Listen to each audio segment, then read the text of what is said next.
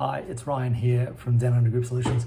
I wanted to ask you a question, and a simple one, but I think it is one that we need to ask more often, is how are your actions and your interaction with people making them feel valued and special?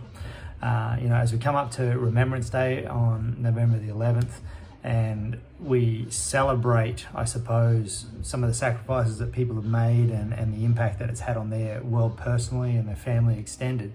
It reminded me of something that we often forget, which is simply making every person we meet feel special, from the cash register person through to people within our office, to even sometimes we neglect our own family. So I wanted to give you a couple of ideas, things that I've done over the years that other people have inputted into my world, and hopefully share them with you so that this coming week you can make a better and bigger impact on those around you. The first one was just something simple, which was I was at the Resource Industry Network day a couple of weeks ago, and one of the speakers there just talked about making people feel special by engaging and listening to them.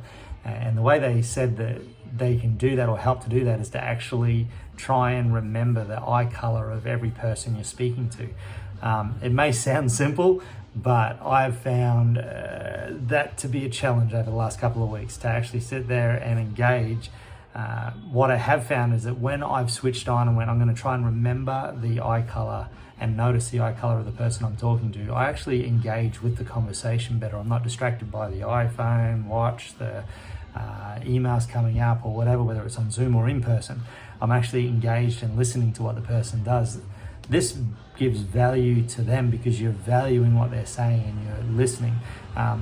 Oftentimes we forget to do that with our teammates in our workplace, our friends, and worst off, our family, where we can take for granted. We sit there as dads. I know we can be very guilty of this, watching the TV or doing some work with our kid is over our shoulder talking to us, instead of actually focusing on what they're doing, stopping, taking a moment, engaging and going there. So that's the number one, to make people feel important. Number two, which I'm getting better at, but I'm definitely not the best at, is to actually use the person's name.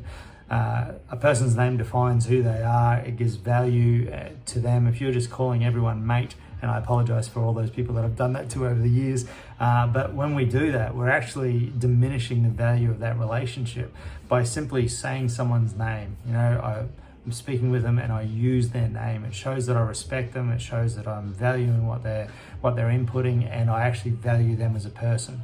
So that's number two. Number one was to actually listen, to take note by doing that simple thing of staring and finding out what their eye color is. Number two is to remember and speak out their name when you're talking to them. And number three is doing just random acts of kindness.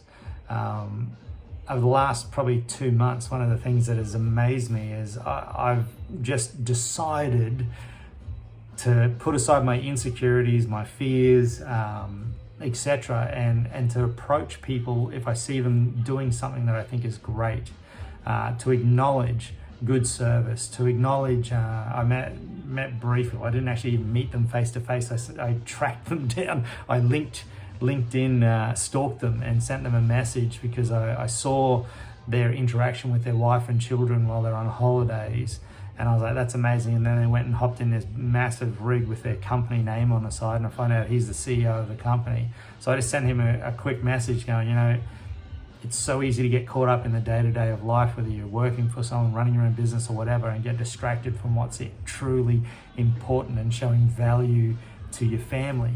And so it was really interesting that because I approached it that way from the start, we've now started a conversation.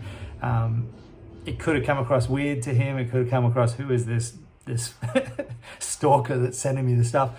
But I've decided that if I see good things being done, I'm going to actually acknowledge it and let them know, because too often we don't actually do that. I know I appreciate it when people give me encouragement, so why wouldn't someone else appreciate that? So why don't you go out there this week, take the time out to find out the color of the person you're talking to's eyes.